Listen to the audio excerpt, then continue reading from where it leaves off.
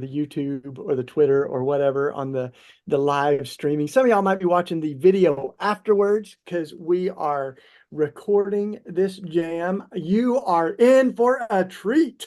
Oh my goodness. I'm gonna wait till people kind of trickle in here, Tim. But No we've worries. got the the immensely talented, wonderfully articulate, Oh, and Shane, stop it. newly kempt with a new haircut just for us. Got all pretty. Um, and it's going to be great, y'all. So let me just, as people kind of tune in, we're streaming on several different platforms. We've got a few things I want to tell you about on the horizon before I officially welcome Tim. I want to make sure everybody's settling in. Um, First, if you're new to Red Letter Christians, there's a bunch of stuff we got going on all the time.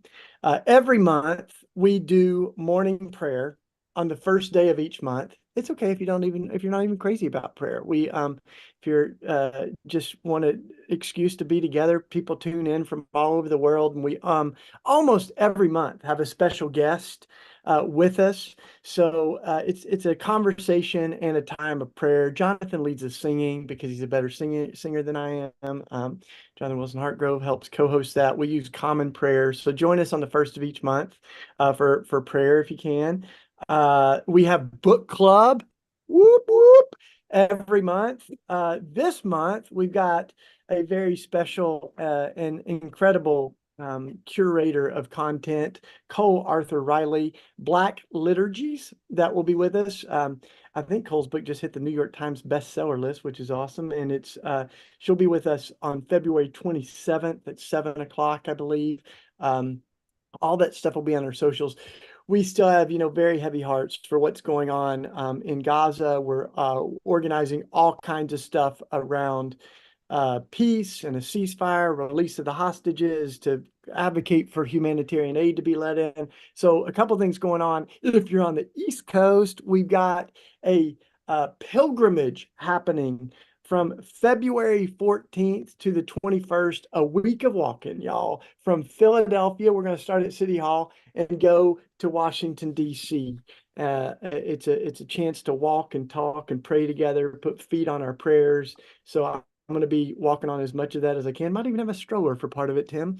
And that's happening. And then Lisa Sharon Harper and I are working with a bunch of people in Philly locally to organize another pilgrimage. This is brand new.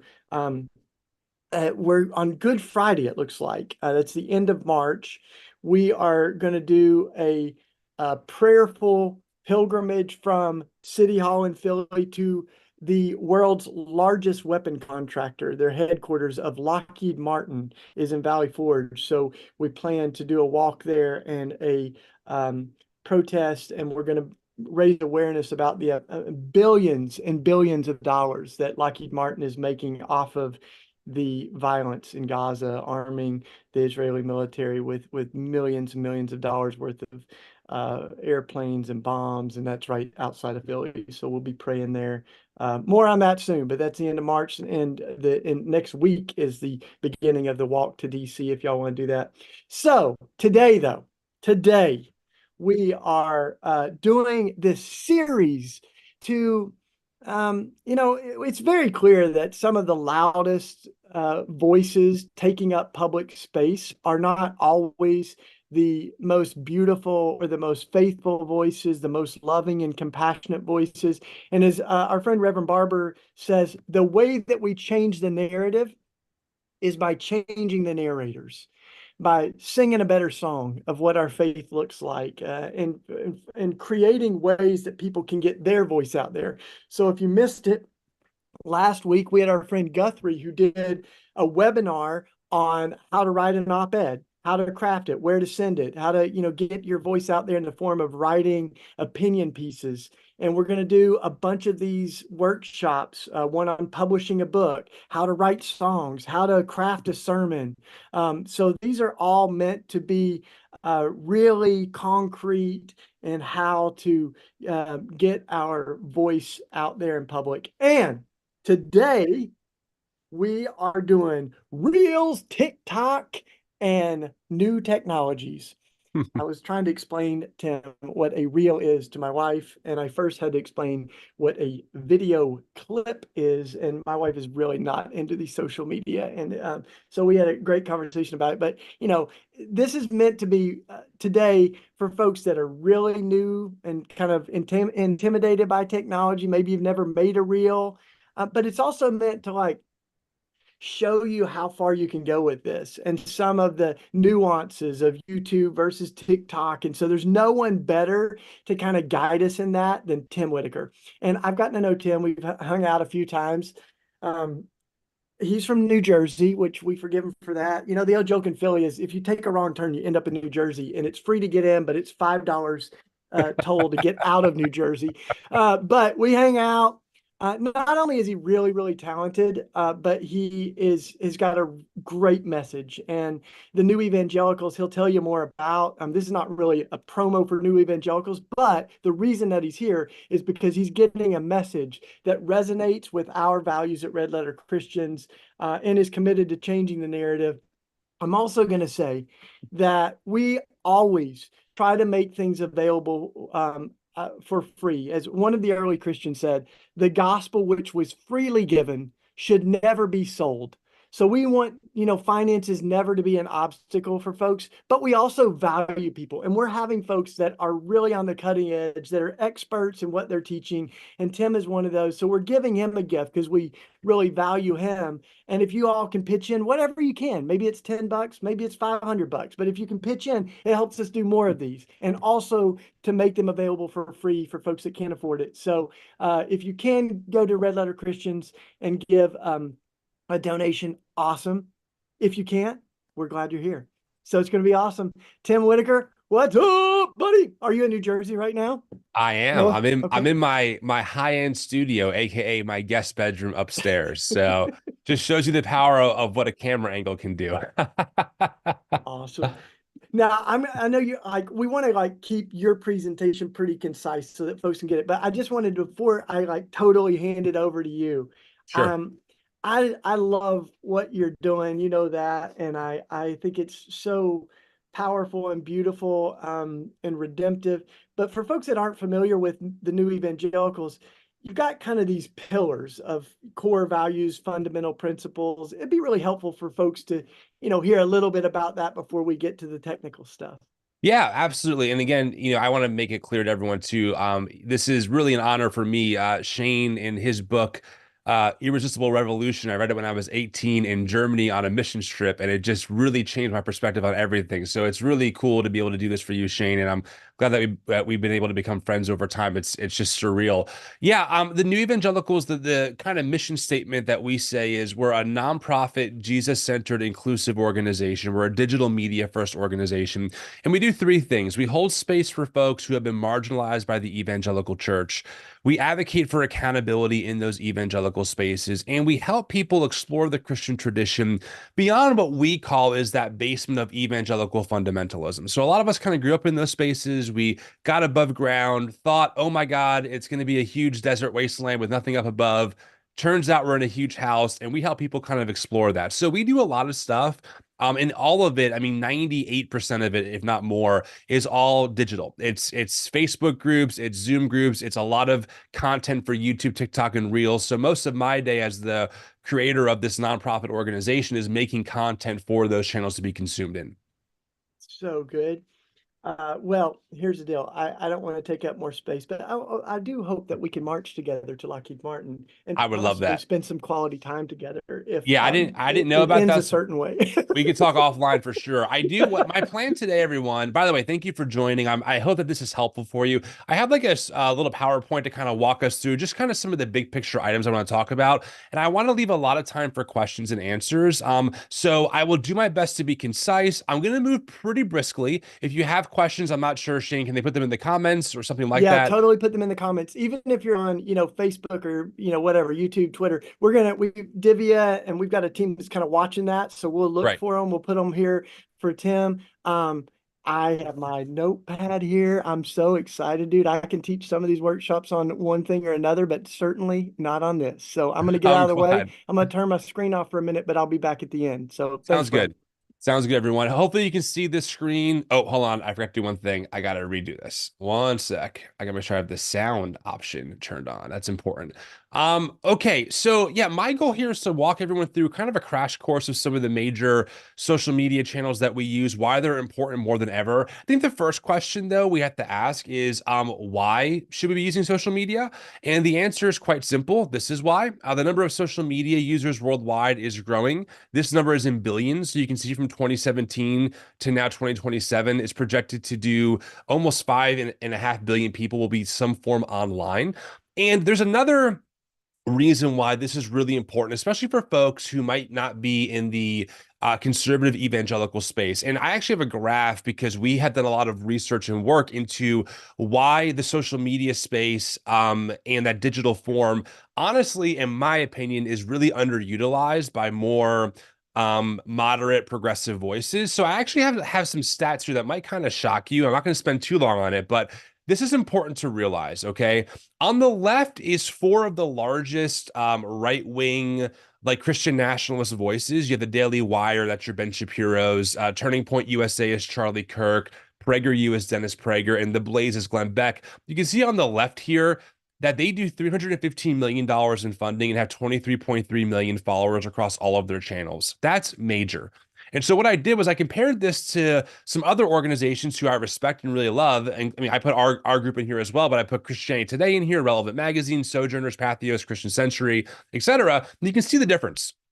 And I think it's really important that if you want to engage new people with a better message that helps people think through their faith in better ways that are inclusive and loving and that are social justice minded, we have to get online. That's just really important. You have to think about content in new ways and how to engage people who are hungry. And the good news is, in my opinion, people are really hungry. As a lot of us know, the church world is experiencing a massive decline. There's the rise of the nuns. That's people who don't affiliate with any type of religious organization. But the thing about the nuns is that they're also very spiritual, and many of them have a Christian background. So I have found in my work that a lot of people are like, hey, maybe I got kicked out of the church or I'm no longer in church, but I really love your content because it's super Jesus centered and helping me think more critically. So there are a lot of people out there now who are really hungry for voices to be out there in the social media world saying the things that need to be said, right? Whether it's resisting Christian nationalism or it's embracing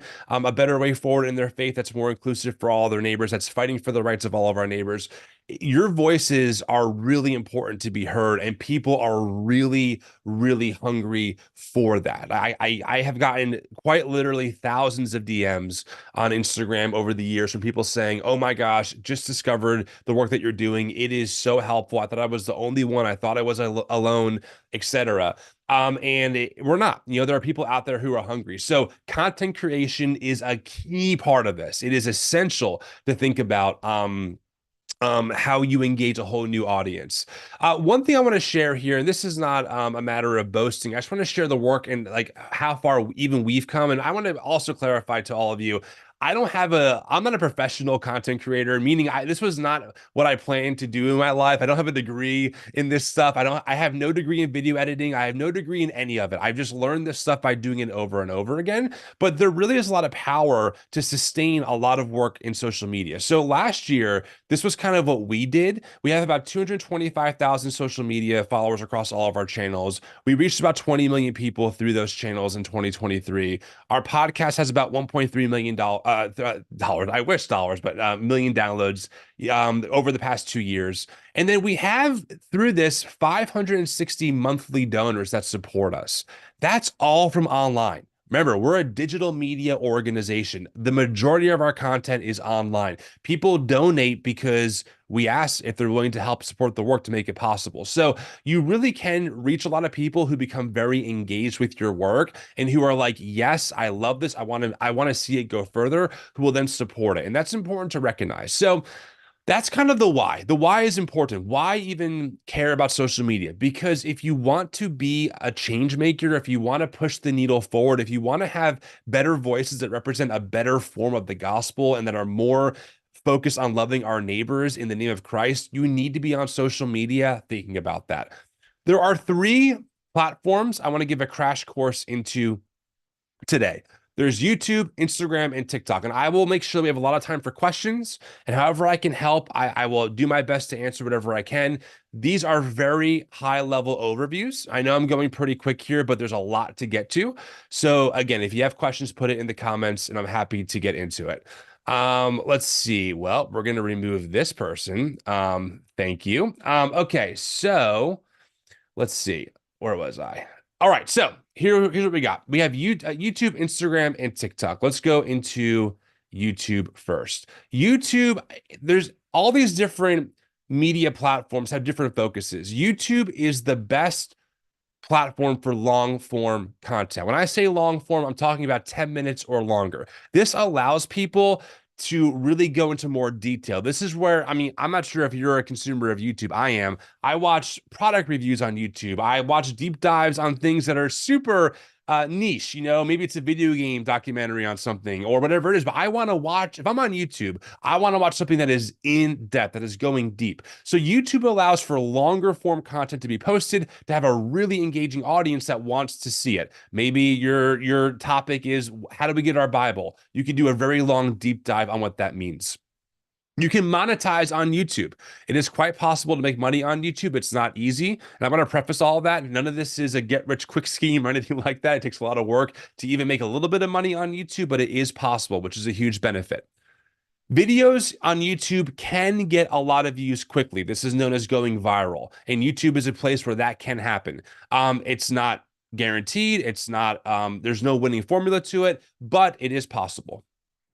And I will say one of the downsides to YouTube is that it does take time to make quality videos. So YouTube audiences do want videos that are engaging, that are edited, that at least have a very engaging host and engaging visual, and that are able to tell a story. And we'll get into some of the content creation sides later on. But that's kind of my overview for YouTube. Also, I would say people who subscribe to your channel, what they're telling you is they want more of what you're doing and that they want to be notified when the next video comes. So subscribers are really important for YouTube. Let's go over to Instagram. Instagram is where I'm most active personally. It's where I probably have the most experience. It's a great way to build an engaged audience. You can share videos and photos on Instagram. So YouTube is much more of a video platform for long form. You can post almost like now it's almost like little tweets in the community section on YouTube, but the main focus, the main pull for the audience is video. Instagram allows you to post photos or videos. So you can share, you know, maybe it's what's called a carousel of slides. So it's like 10 things you need to know about A, B, C, D, and E. Then you have these people who can swipe, or these posts that people can slide through and kind of read them. Or you can post reels. That's that long vertical thing that you probably see as you're doom scrolling at night in bed because you can't sleep. And you can also share to your Instagram stories. Those are 24-hour stories that go up. People who follow you see those. That's your most engaged followers see those stories. And then they disappear after 24 hours. It's a great way to share maybe a new podcast or an event that you're doing. And we can dive into stories more later on. There's a little more nuance to that. Audiences in Instagram, they like to send direct messages and interact with the account. That's a really big deal. We answer every DM that we get. For our work, it could be sometimes a full-time job, but even just acknowledging that someone sent you a DM is a great way to build audience engagement. Monetization on Instagram is very difficult. We are kind of an anomaly because we solicit donations from our Instagram stories community. But as far as like Instagram themselves paying you because a video did 1 million views, it is not really a thing. I would not bank at all on Instagram for monetization. I would bank on Instagram to help grow the awareness of whatever you're doing. Maybe you're a church, maybe you're a nonprofit, maybe you are just an individual who wants to get seen more with what you have to say. This is what you want to use Instagram for. The good thing about Instagram, and this is similar to TikTok, is that videos can go viral with even a small following. So sometimes people think there's this perception that, if you have X amount of followers, your videos are guaranteed to be seen by millions of people. That is not true. Right now on Instagram, we have about 93,000 followers, and every video is not a home run. Sometimes a video does maybe 10,000 views, which is very, very, very low, but it's possible. And sometimes they'll do over 1 million. So a bigger account does not necessarily mean more people are seeing your video. The key is engagement, and we can dive into that later on as well. One thing about Instagram I recommend to everyone is that you have to be consistent. You have to have a kind of rhythm. They say for Instagram, posting every couple days, every 2 to 3 days is really good in your main feed. But your Instagram stories, you can have that going around the clock. Because don't forget, they go away after 24 hours, right? So I could post 5 stories today, and tomorrow those 5 stories are gone. I can post 5 more, and that keeps people kind of engaged with your content as long as you want it to be. So Instagram is kind of one of the best hybrids of you have a really people are really accessible and you're accessible to your audience, and also you're able to post reels and videos and stories and photos to keep people engaged and also find new followers. So it's kind of the best of both worlds, and that's important. Instagram videos, I think they go up now to 10 minutes, but the average video now is between, I would say, 60 seconds to 2 or 3 minutes. Instagram is starting to push longer videos, but I wouldn't go over 3 to 5 personally, but that's up to you. The algorithm is always changing. Who loves the algorithm? I'm sure we all do. I'm sure none of us know what the algorithm actually is. The algorithm, in a nutshell, is a series of computational formulas that help automate how content is distributed through social media channels. If you ever watch anything about the algorithm, even people who create the algorithm will tell you they don't fully understand it. But it's important to recognize that Instagram and TikTok and YouTube, they're always tweaking the algorithm. So you want to kind of keep up to date with what is the big push. For a while on Instagram, they were really pushing photos more to your actual followers. They were pushing videos to non-followers. And so I was doing that for a while, then it changed again. But the algorithm is always shifting. So don't be discouraged if one video you do does really well and the next one totally bombs. That is the roller coaster of being in the content creation world. It's not always a home run, and that's just how it goes. Okay, TikTok. Let's go to TikTok. TikTok is the best way to go viral and to find a new audience of a new generation. It is no secret TikTok is huge. It's massive. A lot of Gen Z's on there. A lot of millennials are on there. It's a great way to get your whatever it is. Maybe it's a brand, maybe it's you want to be an influencer. It's a great way to get yourself out there to new people. The audience for TikTok generally, they just love to consume content. You'll get DMs, I get DMs, but the TikTok setup isn't really designed for consistent DM engagement. I have found that if I'm on TikTok, which isn't super often, I'm just scrolling to watch new content. I don't really care who the creator is. So again, the focus is a little bit different. Instagram, people tend to follow you because they love what you're doing. They want more of it. They want to see your Instagram stories. TikTok followers are a little bit harder to come by in some ways. And also TikTok videos get pushed out differently than Instagram. So that's important to keep in mind. Monetization on TikTok is absolutely possible. It's hard, but it's possible. Videos can go viral, like on Instagram with a small following, and you have to be consistent. You're going to hear me say that a lot. Content creation is very difficult, and you have to be consistent with it. Algorithm is always changing. Right now, the TikTok algorithm is trying to be more like YouTube. They actually allow up to 30-minute videos to get posted to TikTok. So they are favoring longer videos over shorter ones. What does it mean to be favored? It means that they're more willing to push out your content. That's really what it means. Now, there's all kinds of unprovable conspiracies about being, the term is called shadow ban, where someone thinks that Instagram or TikTok hates them and is suppressing their content. That could be possible if you're violating rules, but don't forget the incentive for these companies is to keep their audience engaged on the app as long as possible to sell more ads. So if your content is good, they're going to want to push it out to get you seen by more and more people. So that is the overview of these 3 platforms in a very broad 30,000-foot view. And again, I'm going to make sure I leave as much time as possible for questions so we can dig into, any questions you might have about these platforms in particular. Let's talk about actual content creation. How do you make content? And I will tell you, in my opinion, most of your content should absolutely be video. Photos are fine, posts are fine, but video, I believe, is the future. Video is where it's at. This obviously does not include podcasts. That's its own different world, different audience, and we can dive into that if you want. But video is the key. But there are a couple myths I want to knock out right now about the content on social media. Myths about content. You need to look professional. That is not true. And that thumbs up was not intentional, but you do not need to look professional. In fact, right now, the audiences on TikTok and Instagram kind of shy away from that overproduced, hyper professional look. They want someone with their camera engaging with them and just kind of being down to earth. So don't think that you have to have some crazy camera, some crazy mic setup to do like really good content. If your story sucks, doesn't matter how good it looks, it's not going to do anything because the story or the hook still sucks. You have to be doing something crazy, like standing on your head or something, or dumping, I don't know, mayonnaise on your body. No, that's not it at all. There are certain people who are known for that, but that's a game that you do not need to play. You need high-end gear. You do not. A phone and decent lighting, which you can get naturally or with a very cheap light, will absolutely solve that. You need to be hyperbolic and extreme. Also not true. People want compelling stories. They want compelling news, all that kind of stuff. And I actually want to demonstrate this to you. I want to show you a video I did. I shot it in the airport on the way home from an event.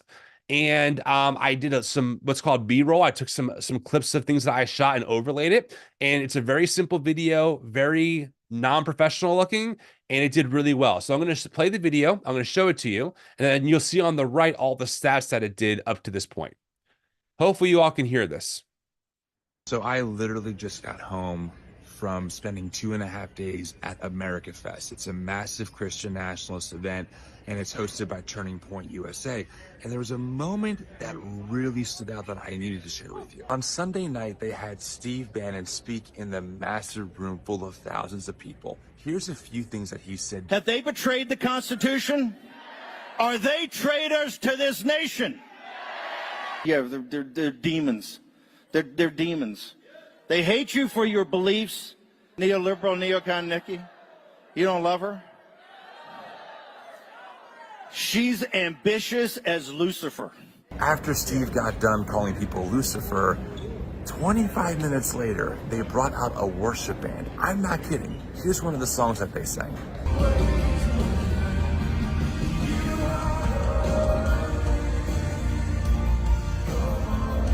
I think this actually demonstrates Christian nationalism really well. They will host people who will incite their followers to build crosses for their enemies, and then shortly after worship a Jesus who bore a cross for his enemies. I just don't get it. Okay, so I did that video. As you could tell, I'm literally in the airport. There's no heavy editing. I just took a few shots and put it together, put subtitles on it. That video to date has 277,000 views on Instagram alone, has another about 200,000 on TikTok. Why? Because the story is compelling, right? The story is, wait, you were here. Whoa, this thing that this person's saying is absolutely crazy, which obviously it is. And then a worship band got on. So the story is the key. And that's why I pulled this video, because I literally just talking to a camera. I spent maybe 15 minutes doing my edits, and we can walk through some of those programs, and then it did really well on social media. By the way, if you have a creator account on social media, you get access to these kinds of stats. So I can see on my end how many followers of mine saw the video compared to how many non-followers saw it. I can see how many people played it, how many likes it has, how many comments it has, how many shares it has, how many saves it has. So the creator tools that social media gives you are really helpful to kind of know how your audience is perceiving whatever it is that you're doing. So I hope that this is a good demonstration that you don't need to overthink and overproduce your content. People just want a good story. So what makes a good video engaging? You heard me say it already, a good story, but also a good hook. A good hook, they say in the world of TikTok and Instagram, you have about 3 seconds to hook your audience, okay? A hook does not mean clickbait. It could be a question. Hey, what do you think about this? Or, hey, check out this clip. Or it could be anything like that. But the goal is, I mean, and think about this, right? When you're scrolling at night on your phone as a consumer of some of these apps, you're looking for things wow, that thumbs up thing is driving me crazy, but sorry. You're looking for things that are engaging you in the first couple of seconds, or else why? You're just going to scroll through the next video till you find something that kind of hooks you. So you got to think like a consumer when you're making this content. What's a good hook? What's a good story? How do you engage in a very compelling way on camera? Right. Again, it's not about being the most professional speaker or being over the top, but just be you, but also engage the audience, assume that someone's watching you and bring them in. And the last part about this is know thy audience. This is very key. Some people, and I say this as someone who's been guilty of this. You could be so wide. You're trying this, you're trying humor, you're trying to hop on this trend, you're trying to do this, you're trying to do that. And before you know it, your content's all over the place. Who is your audience? Who are you trying to reach? Make content for them. There are great accounts that are super successful because they know their audience and they keep making content for the audience that they have and the audience that they're trying to reach. That's really important. I cannot answer who your audience is. I can just tell you, you need to know the audience that you're trying to reach and then make content for them. And the last thing I'll say about this is that do not get discouraged. Making content can be very discouraging. I have had days where I spend maybe 2 hours on a 60-second video. I'm like, oh, this is so good. It's edited correctly. The script I made is really good. I sound great. And I post it and it just totally bombs. Then there are days where I just look into a camera and say something and 1 million views later, it just takes off. And I'm like, I spent 30 seconds making that video. You, if you're not careful, can live and die by the algorithm and by the feeling of a video doing well or not. It's hard not to play that game, but I recommend doing your best not to, because you truly will have ups and downs no matter what. And it will take time to build an audience. Instagram and TikTok have slowed down the video distributions. So there used to be times in the past where I would post a video the same day and I would get like maybe 50,000 views in 24 hours. I'm like, wow, that's really good. Now it's closer to 20 or 30,000, but they keep on pushing your video out longer. So a video might have a 30, 60, even 90-day shelf life where it's still being disseminated to new audiences, being tested. I've had videos that will do terrible for almost a week. And then all of a sudden I'm like, whoa, this video is getting traction again because the algorithm grabbed it and found a new audience that really either resonated or did not resonate with it. And that drove engagement. So hopefully that's helpful for you. Next thing I want to mention, and then we'll get to your questions, are programs that I use to edit software. And I can bring you through a few of these. They're actually very powerful. So I use CapCut, which is a really accessible, very easy video editing program. I can give you a demonstration of that. For longer content and for YouTube, I've been using Descript recently. It's a very powerful program. And I'll explain that in a minute. And then a lot of people don't know this, but it's not uncommon to use a teleprompter to make your videos. I use an app called PromptSmart. It's a teleprompter that you type in your script, and then as you're talking into your camera, this script will scroll in real time as you're talking. So it makes it really easy to have a very natural sounding video. So those are the programs that I use. And what I want to do briefly is just show you what they might or might not look like. Let's see. Hopefully you guys are able to see my presentation. Hopefully that was helpful for you. So here's what I did. I wasn't able to use my phone. We had some technical issues, but I do have my desktop here. And so this is, hopefully you all can see that. This is CapCut. Oh, you know what? Let me do this. Let me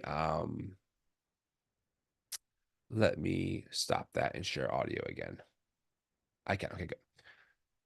All right, this is CapCut. CapCut is a very easy program to learn on. It is free. And the pro version is $8 a month. Okay, so it's not going to break your bank, nothing like that. So what I'm looking at here is I did two things. This video here that I'm grabbing and dragging, this is my original video for this current project. Okay, it's about 2.5 minutes long. And then over here is my edited video. So what I did is this. I'm going to show you what this looks like before I did my edits. It looks like this. I grew up a conservative evangelical Christian. I was homeschooled. I was at church whenever the doors were open. Some of my earliest memories are serving in the church. I even worked for Child Evangelism Fellowship, the world's largest children's ministry, and I walked dozens of kids through the wordless book, leading them through a prayer where they accepted Christ into their heart. I was all in. I grew up on talk radio, listening to guys like Rush Limbaugh, and I was taught that good Christians don't compromise. I took following Jesus very seriously, and I still do. That's what led me to deconstruct my faith. Okay, let's stop there. So you can see what I did was I took my time. This is actually scripted, so I'm using that PromptSmart the teleprompter app. I typed it out. I went over it in my head a few times, edited it down, got it kind of focused and really, really concise. I put it in my app. I recorded it. I took my time. And then what you can do is in a program like this, you can actually go through all the pauses and you can edit them out. So there's an option here. It's called a blade. See how my cursor turned to a blade? And what you can do is you can tap on where you want to make your little cuts, and then you can drag out the dead space. It's very simple. And the result is this. This is what the video looks like when it's edited. I completely relate to this message. I grew up a conservative evangelical Christian. I was homeschooled. I was at church whenever the doors were open. Some of my earliest memories are serving in the church. I even worked for Child Evangelism Fellowship, the world's largest children's ministry, and I walked dozens of kids through the wordless book, leading them through a prayer where they accepted Christ into their heart. I was all in. I grew up on talk radio, listening to guys like Rush Limbaugh, and I was taught that good Christians don't compromise. I took following Jesus very seriously, and I still do. And that's exactly what led me to deconstruct. So those cuts that I did by getting rid of the dead space in what's called post-editing actually makes the video that much more engaging, because it seems like I'm talking at a more rapid pace, even though my rate of speech hasn't changed. I just added those cuts in to keep the audience going, okay, what's next? What's next? What's next? And that allows me to tell my entire story. So this is again, this program is totally free. It's available for iPhone. You drag in your clip, you can hit what's called split, and you can just drag and move around the dead spaces and essentially get rid of them. And that's what gives people that look of like, you keep talking, you keep talking. It comes across like one concise thought, even though the actual video has tons of pauses like this one. To their heart. I was all in. So those pauses are able to go away in post-editing. Another big feature of a program like CapCut is that you're able to add generated captions, and captions are essential for content. First off, they help people who maybe have a hearing impairment be able to actually engage more with your content. And let's face it, a lot of people watch videos with the sound off. I'm not going to lie. There have been times where, maybe I'm at church and I'm bored to tears, or somewhere else I should have my sound on, and I'm scrolling through Instagram or TikTok. And those captions really help the audience stay engaged because they're reading along as you're going. In CapCut, I'll just show you all this and then we'll break for questions. I'll just show you how to add captions on. And again, this is totally free, this program. There's no cost to do this. What you would do is you would go to the text option here, and then you would hit auto captions. You hit generate, and then it makes the captions for you automatically. So you give it a second, and it's usually pretty accurate, but there are times where, it might get a word here or there wrong, and you can very easily go through and edit those things, and then voila, you have captions. Programs like this make it really simple. So here's all the captions. You can see them here. Okay. Obviously, they're kind of light. They're hard to see, and we can easily edit those. So what I would do is I would highlight, I would drag the caption up like this, and then over here on my right is all my different options. So I don't like the white. I usually do yellow. And I have it built in. I use Montserrat for the font. And then also make it a little bigger. And just like that, I have captions. A conservative evangelical Christian. I was homeschooled. I was at church whenever the doors were open. It's just that simple. If you want to get real granular with this, you can hit the caption button and you can see all of your captions here. So you're able to edit them whenever you want. And you can also, some people don't like having 2 lines of captions. So what you can do here is you can split by hitting enter. And now you have 2 different lines of captions. So we'll split them for you. I grew up a conservative evangelical Christian. I was homeschooled.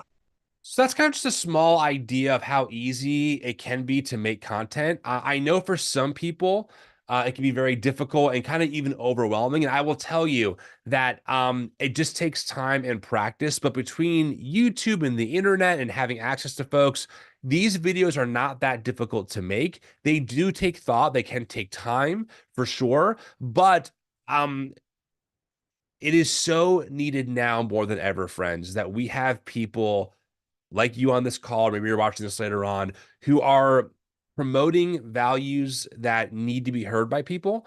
And so content creation can be overwhelming. It can be difficult, but it is necessary. And it does not take much to start making reels that start getting picked up by people and get shared. So that's my presentation. I want to make sure we have plenty of time for questions. And Shane, I'm happy to go wherever you want. What? We are doing it. Well, there's a lot of energy. Everybody's saying thanks. I'm sure some of you are very experienced in this, and others of you are brand new. That's exactly why we wanted to have Tim, because he can. It's like a seminary class, Tim. You could you got your intro to Bible, you got your PhD work. But one of the questions is you do all this cool stuff with videos where you'll play a clip of, say, Franklin Graham or something, and then you'll talk over it or you'll respond to it. A couple of folks have asked, is there a tool that you use for that? That might be a 201 class, but you want to give us a crash course in how you create a backdrop. Maybe it's a headline, of the death toll in Gaza, and you're then responding to that. How you kind of integrate that. Yeah, sure. So what I can do is I can That pull up question this may or one. may not have been my question. Yeah, so I'm let me just show you this kidding. video. So hope you guys can see this. This is a video I responded to with the creator who's talking about hell and how progressives don't take hell seriously. And you can see we have two shots here, right? So here's what this is. I'm going to zoom in. So this is the main video, and this is my video. And these are actually overlaid. So this video here is overlaid. This is the actual full video. Okay. And then my video is here. See how it's kind of cut off here? But because I overlaid it with this one, let me see. There we go. It looks like this. So what you do is you hit in CapCut, you hit add overlay, and it will then let you bring in another video. And then you, on your phone, like pinch and zoom, like almost like if you're trying to zoom in on a photo, you just size it however you want to have your two shots. And that lets you kind of give this look. So what I did for this, obviously this is not happening in real time. What I did was I played this clip on my computer, listening to it, and I held my phone up with no screen, just pretending like I'm actually listening to the video. And then I muted my audio. So you can see here on my audio, I have this completely muted. This is all the way off like this. So when I play it, here's what it looks like. And they use that to Jesus is clear on hell. The scriptures are clear on hell. The apostles are clear. Church history is clear. So I'm reacting to it in real time. But I just drag that into my video and then I overlay the two. So the overlay function is how you're able to have a lot of layers at one time kind of happening on the screen. Same thing goes for text, because people always want to go, how do you get your text, on this or on that? I can show you that too really quick. It's actually quite simple. Let's see. Cool. So, There's a handful of other questions. You want to just go through a few of them quick? oh here? yeah, sure. Whatever you want to do. Yeah. So being said, any ideas of what you can do if you think you are being shadow banned, or that they're limiting your engagement on the algorithm? Yeah, I mean, again, I'll just put it this way. One of the main, like the CEO of Instagram goes online to show people what's going on behind the scenes. And he says often that shadow banning isn't a thing unless you're in their Instagram jail, which means that you're violating their terms of service. So for example, there was one time where I posted something responding to someone. It was about, I think, Nazi Germany, and the algorithm picked it up and they were like, no, you can't share this. And that did limit my engagement. People couldn't find me in the search bar for about 30 days. But unless you're doing something like that, and unless you have a warning on your Instagram account, you're not really being shadow banned. One way you can check that is by going to your settings on Instagram and seeing your account health. It will tell you if you're being limited. So there's a couple questions about copyright, and here's a funny story, Tim. My wife is such a good lip syncer. At one point, she had lip synced an amazing video, so much that the estate of the singer, who will be unnamed, asked us to take it down, or they were going to sue us or something. But it was a good lip sync. But the question that someone had is like, what advice do you have when you're sharing content that might be like a clip from a film, or an image, or maybe it's a song that's copywritten, so that you don't get in trouble or get a flag on it? Yep. So you are absolutely allowed to comment on copyrighted material without being punished for it. There's actually a law. I'm blanking on the name of it, but essentially what it says is that anytime someone adds commentary or does like their own thing to a copyrighted source, it's now its own unique source and therefore does not violate the copyright. So for example, on YouTube, we do respond to a lot of things. I responded one time to a 60 Minutes interview with Brian Houston. 60 Minutes tried to get me to take it down. They had a strike against me, but I was able to say, no, under US law, I'm legally allowed to do this because I'm commentating on the material. So that's different than just sharing Like on Facebook live stream, someone's song and not saying anything, that is a copyright violation. But if you're adding your own commentary, you're gonna be just fine. So next time my wife lip syncs, I just need to be commenting on how good it is as she's doing. Okay, here we go. So there's a couple more. Aside from posting and creating the good content, are there things that you recommend doing that help with engagement? Maybe it's commenting, responding to comments, or following others' posts. So things outside. I mean, obviously that's a huge one. You've made that point, like creating good content, but how interactive do you need to be? And a related question to that too is like, if you make a really solid video, can it translate across all these platforms, or do you need to customize it for TikTok versus Twitter or whatever? Yeah, great questions. Let me just say that everything I'm saying is not guaranteed for any kind of success. I will just say what I've learned doing this, because you're still at the mercy of these social media platforms. Keep that in mind. But I would say, being active in your Instagram story is a really good place to start. Being active in DMs, starting to build like a digital community of people who want to come to your page to see what you're talking about because they know you're super accessible. That's a really good start.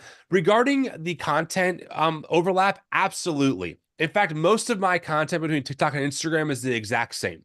And it's funny, some videos do really well on TikTok and they won't do that well on Instagram and vice versa. But yeah, I mean, at this point, I shoot my video, I edit it in CapCut, I posted to Instagram, posted to TikTok, 2 for the price of 1. If your video is under 60 seconds, it can also go on YouTube Shorts, which is kind of like their own TikTok platform, but for YouTube. So you can get a lot of like a lot of crossing over via different platforms. One more thing I'll say is a lot of times too, I'll make trailers or short promos for podcast content. I'll share that on Threads. I'll share it on Twitter. I'll share it on Instagram story. And then maybe I'll share it to TikTok. So now I have one video across all different platforms pointing people to a podcast or to a YouTube video. So good.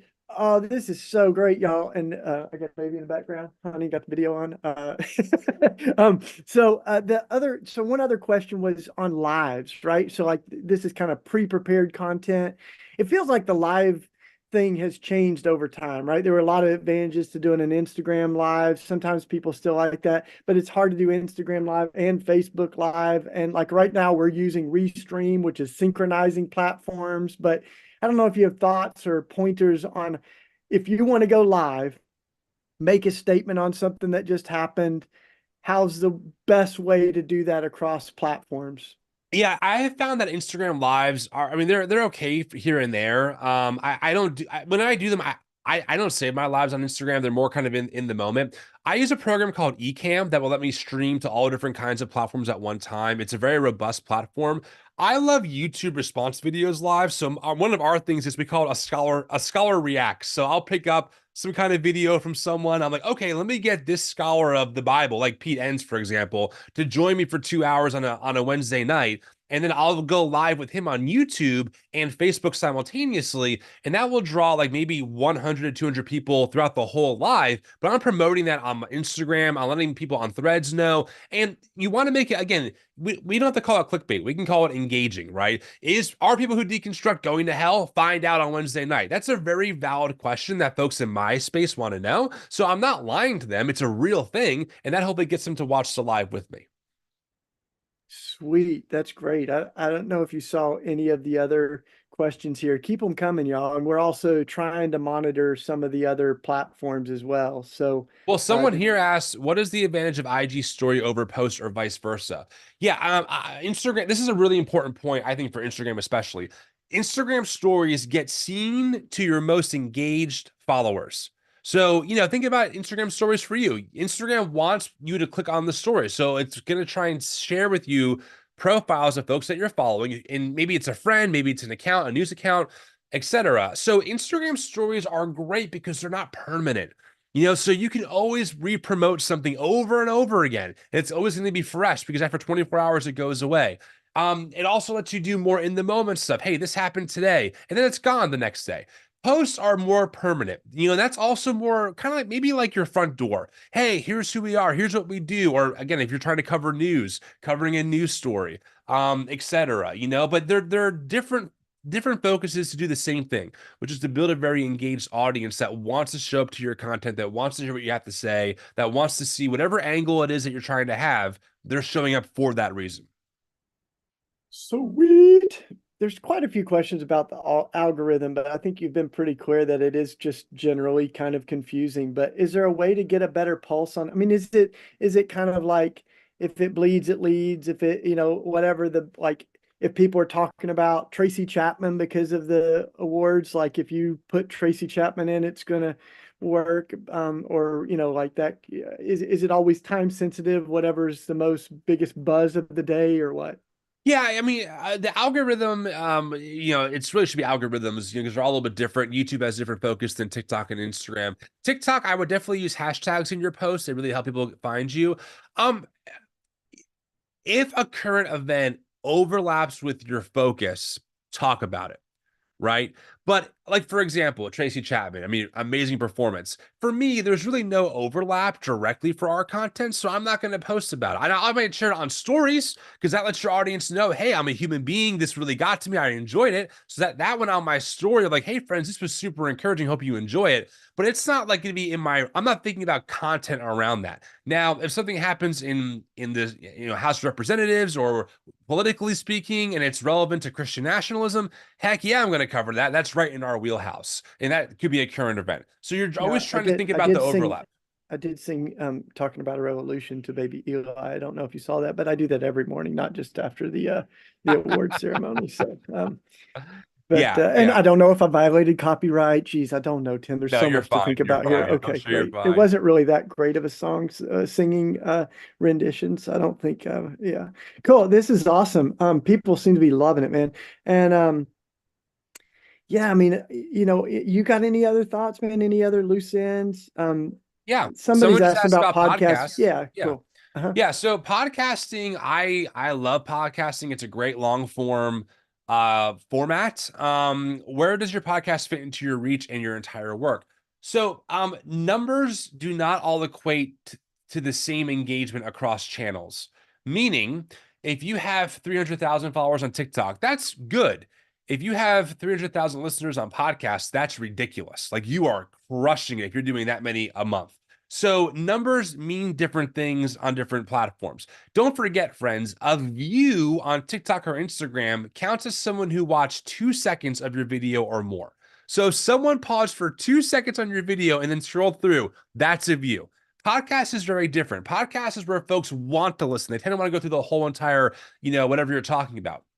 So for me, right now, we're kind of navigating our content evolution strategy, but podcasting is a huge piece of that for a couple reasons. Number one, it's a lot easier to be monetized for podcasts because you can have platforms that will insert ads for you automatically and they give you a cut of that. So, right now we can make anywhere from like $1,000 to $3,000 a month just in ad revenue on the podcast, which is really helpful. But the other thing is that podcast audiences, they want the deep dive. They want to hear you talk. They want to feel seen. They want to hear about that book interview. So knowing your podcast audience helps you give them what they want, and they want to be engaged. It also helps develop a relationship with them, right? Okay, hey, we're here every Monday we post. The key to good podcasting, though, is consistent posting. That's definitely the key. And again, there's all different kinds of platforms that you can use and feeds and stuff like that. But podcasting is key. It is hard to grow an audience on podcasts, though, because there's no one place for it. Podcasts go to Google, Spotify, Apple Podcasts, right? So your audience is kind of all over the place. That's why if you're doing 30, 40, 50,000 downloads or more a month, you're in like the top 0.2% of all podcasts because it's just that hard to grow a following. So good. So we're almost down to the end of the hour. But you can look there for a minute and see if you see anything else that strikes you, Tim. And you got one last moment here, y'all that are watching live, if you want to post a question. But I want to just say the other thing, that one of the things that's really important for us at Red Letter Christians is not to feel like we're all like voices in the wilderness, just doing our thing in our own space, but that we are creating a harmony of voices. In fact, we say we're harmonizing, but not homogenizing. So we've got a similar message. We're trying to cross-pollinate different really beautiful, redemptive things happening. That's why we call the new evangelicals one of our co-conspirators that we're teaming up with. We're going to be planning revivals, and we'll be doing music with Tom and Hymnal, who's a part of our co-conspirators, and hopefully Tim will be on the ground doing all kinds of reels and his crazy magic. And but we're doing this work together, y'all. And that's why this is so natural. Like Tim's been on our podcast. We're going to do all that stuff, but we really wanted to get people that have some real tools in their toolbox that they can offer us. And this has been just a real gift, bro. So I'll give you the last word. Anything to close, man? Yeah, I just saw two more quick questions I can Cool. run through. Yeah, take it, man. One We're not in a hurry. Yeah. what advice do you have for sharing professionally produced films on social media? A really good trailer that's under a minute. You want that trailer to be shared, right? That's where you want the organic, oh my God, I'm so into this. My friends need to see it. Share to my stories. So I would say that. Another question that came in was, how do you find your audience on Instagram? By making content that you think your audience wants to find, and then giving it time. This is not overnight. Again, the algorithm wants to connect you with an audience to keep your audience engaged so you make more money off of the audience. Like that's no secret. It's a business. So you have to give it time to kind of keep testing. Is it this person? Is it this person? But consistent content should help you find that growth. Someone else also asked, does more someone asked that question to the effect of like, does more followers equal faster growth, or more videos? Finding followers is, I have found no rhythm. There are months where we're gaining 100 followers a day. I've gained 1,000 followers in a day. Then there are days where it's like your net gain is like 5.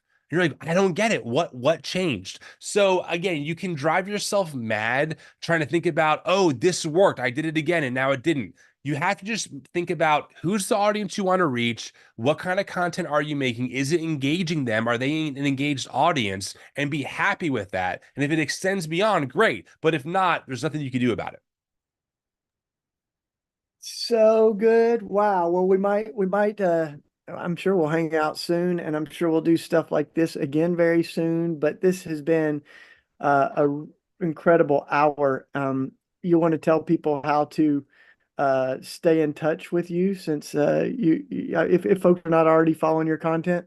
Sure. Yeah. Thanks. If anyone has any more questions, they can DM me on Instagram at the New Evangelicals, or shoot us an email, info@the-new-evangelicals. Happy to help. But really, anywhere that the New Evangelicals is on social media, that's our stuff. So podcast, Instagram, Facebook, the whole nine. Boom. Thanks for joining, y'all. And please, if this has been a valuable time, give a little donation at redletterchristians.org if you can, because we're going to do other stuff too. We want to do a workshop on how to publish a book and write, and how to, we even had someone that wanted to do on how to organize a protest or direct action, like just some best practices on these things. So we're going to keep it going, y'all. In addition to the other stuff we're doing with faith forums and book club and prayer, we're going to keep doing a few of these skill shares and webinars. So what a great hour, dude. Thanks. Absolutely. And you have to buy lunch next time, I think. So yes, I do. I'm due. yeah, We'll do we'll it hit soon.